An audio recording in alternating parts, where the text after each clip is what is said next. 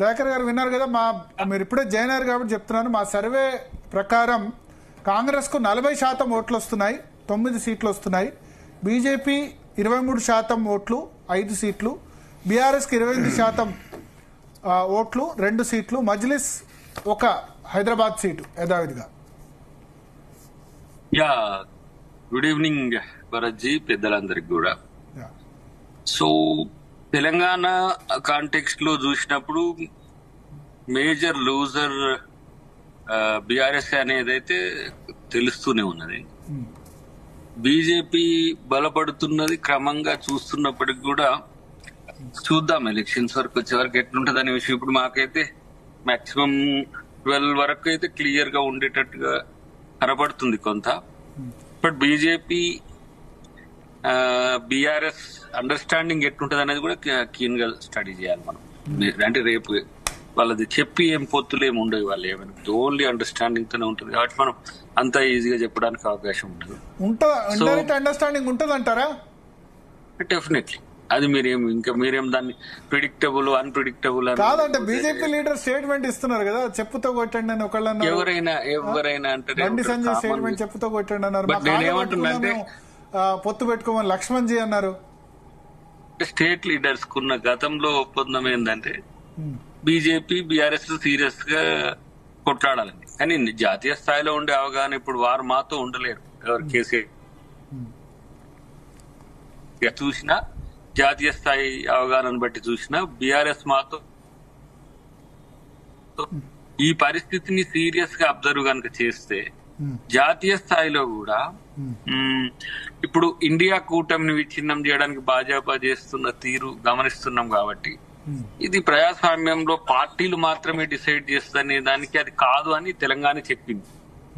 ఎందుకంటే తెలంగాణ ప్రజలైతే ఎవరికి చెప్పలేదు మేము కాంగ్రెస్ కి అధికారం ఇస్తామని. అట్లనే రేపు జాతీయ స్థాయిలో బీజేపీకి ఉన్న వ్యతిరేకతను కప్పిపుచ్చేందుకు కొంత ప్రయత్నాలు సీరియస్ గానే మోదీ గారు చేస్తున్నట్టుగా మనకైతే కనబడుతుంది. ఎందుకంటే పర్టికులర్లీ రామాలయం ఓపెన్ చేయడం కానీ, లేకపోతే ఇతరత్ర అంశాలు కానీ కొన్ని నెగిటివ్ ఎక్స్పోజ్ కానియకుండా చేస్తున్నప్పుడు కూడా హైదరాబాద్ అంటే ఢిల్లీ చుట్టూన్న దాదాపు నాకు తెలిసి ఒక 6-7 రాష్ట్రాల రైతుల యొక్క ఆక్రందన మనకి ఇప్పుడు కనబడుతుంది అక్కడ.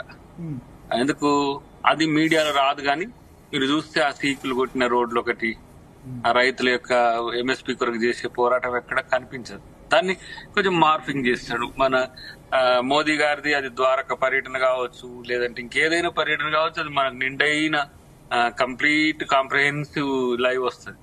సేమ్ టైం ఇతర పార్టీల యొక్క అవినీతి అక్రమాలు రోజు స్క్రీన్స్ మీద చూస్తుంటాం మనం.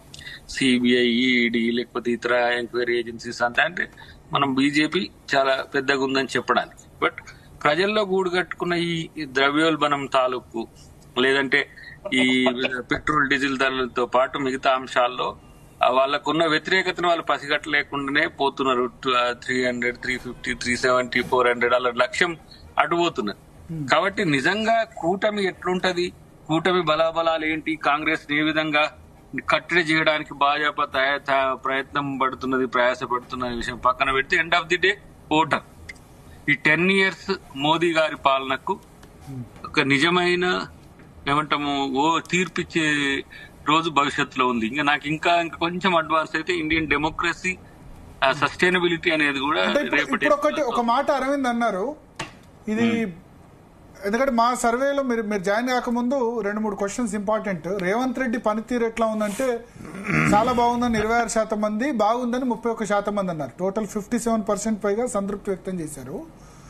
బట్ అరవింద్ ఏమంటారంటే ఇది రేవంత్ రెడ్డిని చూసే ఎలక్షన్ కాదు, ఇట్స్ మోడీ వర్సెస్ రాహుల్. ఇక్కడ అంటే రేవంత్ రెడ్డి గారితో పాటు కాంగ్రెస్ 6 గ్యారంటీలది కూడా ఇంపాక్ట్ ఉంటది. జాతీయ మేనిఫెస్టో కూడా దీని ఇంపాక్ట్ ఉంటది. ఇది ఇప్పుడు పర్టికులర్ గా మా మిత్రుడు అరవింద్ గారు గెలిచిన ప్రాంతం గాని, లేదంటే స్వయం బాబురావు గారు గెలిచిన ప్రాంతం గాని, మన బండి సంజయ్ గారు గెలిచిన ప్రాంతాలు గాని, అక్కడ కాంగ్రెస్ పెర్ఫార్మెన్స్ పూర్ గా ఉన్నప్పుడు వారు ఆల్టర్నేటివ్ గా గెలిచింది అక్కడ. కానీ కరీంనగర్, నిజామాబాద్, ఆదిలాబాద్ లో కాంగ్రెస్ బలం పుంజుకున్నది. గతంలో ఇప్పుడు కూడా పూరే ఉంది. కంపారిటివ్లీ మీరు టీఆర్ఎస్ తో వేరే డిస్ట్రిక్ట్స్ తో పోల్చినా లాస్ట్ ఎలక్షన్స్ తో పోల్చినా ఇప్పుడు సౌత్ తో పోలిస్తే నార్త్ లో కొంత ఆ ప్రాంతమే బలహీనంగా ఉంది. ఈ ట్రయాంగిల్స్ లోనూ డ్యూయల్ కంటెస్ట్ లోనూ ఉంటాయి. బట్ అట్లని చెప్పి పోయినసారి ఓటు చేయాలనుకున్న వాళ్ళు కంపల్షన్ లో చేయలేకపోయిన వాళ్ళది కూడా పాజిటివ్ ఓటింగ్ పెరుగుతుంది అనేది మా అంచనా. జాతీయ స్థాయి ఎన్నికల ఏమంటారు ప్రభావము రాష్ట్రంలో పడుతుందా అంటే డెఫినెట్ గా పడుతుంది. ఎందుకంటే ఇప్పుడు హిమాచల్ సంఘటన మీరు చెప్పిండ్రు, మంచిగా ఉన్న ప్రభుత్వాన్ని ఎందుకు ఆ విధంగా చేస్తున్నారనే ఒక శంక ప్రజల్లో ఉంది. రెండవది నేను అనుకుంటున్నా మళ్ళీ కవిత గారు వారికి ఒక బ్యాగేజ్ కాబోతున్నారు. ఏమని లిక్కర్ కేసులో మళ్ళీ నోటీసులు సర్వ్ అయితే అదేంటో కవిత గారు అదృష్టమో బీజేపీ దురదృష్టమో తెలియదు కానీ వారి బంధం బలమైనదని చెప్పడానికి ఈ లిక్కర్ కేసు చూస్తారు. ఎందుకు ఆమె రాను అని అంటది, ఆపేస్తారు. అదే హేమంత్ సోరెన్ సమ్యక్స్ కాంగ్రెస్ లేకపోతే బీజేపీ ఇతర గవర్నమెంట్ ఉంటే ఇమ్మీడియట్ గా రాత్రికి రాత్రి తీసుకొని పోయి అరెస్ట్ చేస్తారు. రెండవ థింగ్ ఏంటంటే ఈ రోజు కేజ్రీవాల్ ని టార్గెట్ చేయడం కూడా కాంగ్రెస్ తో మొన్న ఆపు కలిసి ఉండడమే కారణమని నేను అనుకుంటున్నాను. చూడాలి అది ఎంత మేరకు వారి పట్ల సీరియస్ గా ఉంటారు లేనిది అనే దాని మీద కొంత నాకు అనుమానం ఉన్నది. కేజ్రీవాల్ గారి కంటే ముందు నేనేమో నా డిమాండ్ మొదటి నుంచి కూడా లెఫ్టినెంట్ గవర్నర్ ఎందుకు అరెస్ట్ చేయరు? Is the apex council of the decision making కదా. ఢిల్లీలో లిక్కర్ స్కామ్ లో ఎవరైతే పక్కన పెట్టిండ్రో మీరు లెఫ్టినెంట్ గవర్నర్, ఆయన కూడా ముద్దాయే కదా. Cabinet only decision making body, but ratification depends upon lieutenant governor team. So అక్కడ వాళ్ళని కాపాడే ప్రయత్నం చేసుకుంటూ చేస్తున్న పరిస్థితి మనం గమనిస్తున్నాం. కాబట్టి పెద్దగా బీజేపీకి నేను ఇప్పుడు చెప్తే అది హాస్యాస్పదంగా ఉంటదేమో కానీ బీజేపీకి ప్రజలు ఎదురు దెబ్బ తీస్తారనే ఒక నమ్మకం అయితే ఉన్నది. ఎందుకంటే 10 years తర్వాత థర్డ్ ఇయర్ కోసం మోర్ ఎక్స్పెక్టేషన్స్ తో పోతున్నారు. కేవలం మతాన్నో సెంటిమెంట్ నో నమ్ముకొని పోతున్న క్రమాన్ని ప్రజలు ఎట్లా చూస్తారనే దాని దగ్గర డెఫినెట్ గా ఇప్పుడు నితీష్ కుమార్ గారిని లేకపోతే టీఎంసీ మన మమతా బెనర్జీ గారిని ఇతరాత్ర కొంతమంది నాయకులను వాళ్ళు లొంగ తీసుకోవడంలో చాలా వ్యూహాలు ఉన్నాయి. ఇప్పుడు వాడు చెప్పినట్టు దేవరా గాని. ఒకసారి మీరు రేజ్ చేసిన పాయింట్ మీద పుల్లారావు గారిని అడుగుదాం. పుల్లారావు గారు, ఈడీ సిబిఐ ఇదేమన్నా ఓటింగ్ ప్యాటర్న్ లో తేడా చూపిస్తుందా? హిమాచల్ ప్రదేశ్ లో ఎన్నికైన ప్రభుత్వాన్ని కూల్చడం ఇవన్నీ మోడీకి మైనస్ అవుతాయా? నేను అనుకోవట్లేదు. మోడీకి నేను నా వ్యూ ఎప్పుడు అది దయాకర్ గారు కూడా తెలుసు. ఈడీ సిబిఐ ఎవరిని పట్టుకున్నా ప్రజలు ఆనందపడతారు. కరప్షన్ డబ్బు దొరికిందంటే వాళ్ళు బయటకు ఏమన్నా దే వెరీ హ్యాపీ, చాలా హ్యాపీగా ఉంటారు దొరికారని.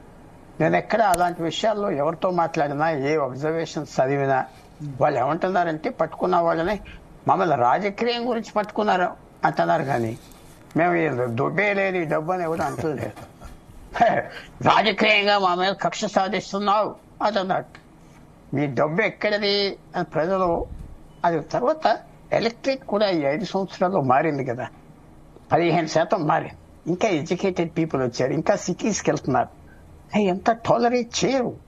తర్వాత హిమాచల్లో జరిగింది ఎలా చూస్తారంటే ఈవేళ రోజుల్లో అది పెద్ద దయాకర్ గారు అన్న మాట అనుకుంటున్నా అదేదో నెగిటివ్ గా డెమోక్రసీగా ఎలక్ట్ అయిపోయింది అని అనేది అంత ఇంపాక్ట్ రాదు. ఎందుకంటే కాంగ్రెస్ ఎమ్మెల్యేలే వెళ్ళిపోయారు బయటికి, ఆ ఓటు అలా వేశారు, గవర్నమెంట్ ఇబ్బందులు పడిపోయింది. ఇందాక ఇప్పుడు కూడా ఇంకో ఛానల్లో చెప్పా, రేవంత్ రెడ్డి చాలా కేపబుల్ చీఫ్ మినిస్టర్. దయాకర్ గారు వెళ్ళలేదు, మోస్ట్ కేపబుల్. ఆయనకు ఫ్రీ హ్యాండ్ ఇవ్వాలి. ఆయనకి ఆ ఢిల్లీ నీడ పడితే ఛత్తీస్గఢ్ ముఖ్యమంత్రి లాగా ఆ సుక్కులాగా పరిస్థితి వచ్చేస్తాడు. సో అది వేరే విషయం అనుకోండి, అదేం ఉండదు. ఈడీ సిబిఐ ఒకటేంటంటే కొంచెం కేర్ఫుల్ గా ఉండాలి. ఏ పార్టీ అయినా కరప్షన్ తీస్తున్నామని అది ఇప్పటి వరకు మోడీ గారు చూపెట్టాలి. బీజేపీలో కూడా సంపాదించిన పట్టాలి, అది ప్రజలు ఒప్పుకుంటారు. తర్వాత తెలంగాణ వచ్చేటప్పటికి ఇంకా 1 నెల ఉన్నది కదా, నెలన్నర. ఆ మోడీ గారు క్యాంపెయిన్ వచ్చాక ఏమన్నా బీజేపీ ఓటు 2-3% పెరుగుతుందా లేదా చూడాలి. రేవంత్ రెడ్డి ప్రధానమంత్రి క్యాండిడేట్ అయితే 12 ఎంపీలు కూడా వస్తారు, 14 ఎంపీలు కూడా వస్తారు. ఆయన ప్రధానమంత్రి క్యాండిడేట్ కాదు కదా, సో ఆ ఇంపాక్ట్ కూడా ఉంటుంది. అందువల్ల తెలంగాణకి చూస్తే మీరు ఇచ్చిన ఫిగర్స్ నాకు ఇవాళ చాలా యాక్యురేట్ గా ఉన్నది అనిపిస్తుంది. టిఆర్ఎస్ కు నేరేటివ్ ఉంటుందా? టిఆర్ఎస్ ఒకటి నేను స్పష్టంగా చెప్తున్నా, బీఆర్ఎస్ ఇంకో 20 సంవత్సరాలు 30 సంవత్సరాలు ఉంటుంది. ఎందుకంటే ఏ ప్రాంతీయ పార్టీ ఎక్కడ ఏమంటారు వ్యానిష్ అవ్వలేదు, పోలేదు. యా పార్టీ ఉండడం కాదు, భారతదేశంలో పార్లమెంట్ ఎలక్షన్స్ లో పర్ఫార్మెన్స్ ఎట్లా ఉంటుంది? పర్వాలేదు, ఉంటుంది. ఎందుకంటే ఇప్పుడు ఆల్రెడీ కాంగ్రెస్ టికెట్లు ఇచ్చేశారు, బీజేపీ ఇచ్చేశారు. మిగతా వాళ్ళు ఎక్కడికి వెళ్తారు? లీడర్స్ ఉన్న వాళ్ళు ఎక్కడ పోతారు? వాళ్ళు ఆల్టర్నేట్ ప్లాట్ఫామ్ అంటే వాళ్ళ మీద ఆధారపడి ఉన్నది. ఆ లీడర్షిప్ ఉన్న వాళ్ళు ఎలా మార్చుకుంటారు? పూర్వం రోజుల్లాగా వెళ్తే దెబ్బతింటారు. ఏమాత్రమైనా చేసుకుంటే అది రేంజ్ బాగానే కనపడింది. ఓకే, ఒక 28% ఓట్లు రావటం తప్పేం కాదు. వాళ్ళు ఆ మాత్రం ఓట్లు తెచ్చుకుంటే నేను పెద్ద విజయం బీఆర్ఎస్ సాధించిందని నేను అనుకుంటా. 27-28% అంటే చిన్న శాతం కాదు ఇలాంటి కాంపిటీషన్. అది రావడం కూడా ఎక్కువేనా మీ ఉద్దేశంలో? అది చాలా మంచి విక్టరీ. తర్వాత ఇది common sense. Minority votes BRS నుంచి కాంగ్రెస్ మైనారిటీ ఓట్స్ షిఫ్ట్ అవని అని నేను భావిస్తాను. అవి మెల్లిగా కదిలిపోయారు. ఎందుకంటే కాంగ్రెస్ గెలుస్తుంది, కాంగ్రెస్ వేయాలి, కేసీఆర్ హైదరాబాద్లో లేడు. సో ఆ మైనారిటీ ఓట్స్ కాంగ్రెస్ కి ఉపయోగం పడి ఉంటాయి. ఇంకా ఎలక్షన్ స్టార్ట్ అవ్వాలి కదా, ఆ క్యాంపెయిన్ స్టార్ట్ అవ్వాలి. నేషనల్ వైడ్ గా బీజేపీని ఓడించలేదు కాంగ్రెస్ అని మైనారిటీ ఓట్ షిఫ్ట్ అవుతుంది అంటారు. ఓకే, మైనారిటీ ఓట్స్ వాళ్ళు షిఫ్ట్ అవుతున్నారు అక్కడక్కడ. బీజేపీ అది కాదు, ఎవరు గెలిపిస్తారో అది కూడా నేను అనుకుంటున్నాను. నేషన్ వైడ్ ట్రెండ్ ఏం కనిపిస్తుందంటే కొన్ని పర్సెంటేజ్ మైనారిటీ ఓటర్స్ బీజేపీకి వస్తున్నారు. 1/5 పెరుగుతా వస్తుంది. ఎందుకంటే వాళ్ళు బాగా మైనారిటీ ఓట్ పెరుగుతుందా? పెరుగుతుందంటే 50% అని కాదు. మన 2 వస్తే ఈసారి 3 వస్తాయి. 3% అంటే 4 అది వస్తుంది. ఏంటి రీజన్? ఎందుకంటే వాళ్ళు క్యాంపెయిన్ ఏం చేస్తున్నారు? బీజేపీ 80 కోట్ల మందికి రేషన్ ఇస్తున్నారు. చాలా హైలైట్ అవుతుంది ఇతర రాష్ట్రాల్లో. మన తెలంగాణ గురించి మన మిత్రులే చెప్పాలి. అందరికీ ఇస్తున్నాం, అందరికి టాయిలెట్స్ ఇస్తున్నాం, అందరికీ గ్యాస్ సిలిండర్స్ ఇస్తున్నాం. సో అది కూడా ఒక ఎకనామిక్ సెక్యూరిటీ చేస్తున్నాం. డిస్క్రిమినేషన్ లేకుండా కొంతవరకు ఉపయోగపడుతుంది లాంగ్ టర్మ్ లో. వెంటనే ఎలక్షన్ వస్తుంది అనుకోవట్లేదు. ముఖ్యంగా మీరు 23% అన్నారు అనుకుంటా బీజేపీకి. మోడీ క్యాంపెయిన్ వచ్చాక 1%, 2% పెరుగుతుంది, గ్యారెంటీగా పెరుగుతుంది. సో ఆ ఇంపాక్ట్ ఎవరు ఓట్లు తీసుకుంటున్నారు అది మనకు కనపడుతుంది. రాబోయేది ఈవేళ స్టేటస్ నాకు కరెక్ట్ గా నాకు అనిపిస్తుంది. కొంచెం ఫ్యూచర్ లో బీజేపీకి 1%, 2% పెరిగే అవకాశం ఉన్నది. కాంగ్రెస్ కూడా క్యాండిడేట్స్ పెట్టాక ఎలా ఉంటుంది చూడాలి. రేవంత్ రెడ్డి గారు గుడ్ చీఫ్ మినిస్టర్ అయినా ఆయన పీఎం క్యాండిడేట్ కాదు కదా. ఓకే, గౌరీశంకర్ గారు మనకు ఓవరాల్ గా అంటే నిజంగా మూడ్ ఆఫ్ ద నేషన్ అని చూస్తే మాత్రం Bharatiya Janata party advantage position లో ఉంది. And they have also set target of 370 seats అన్నారు.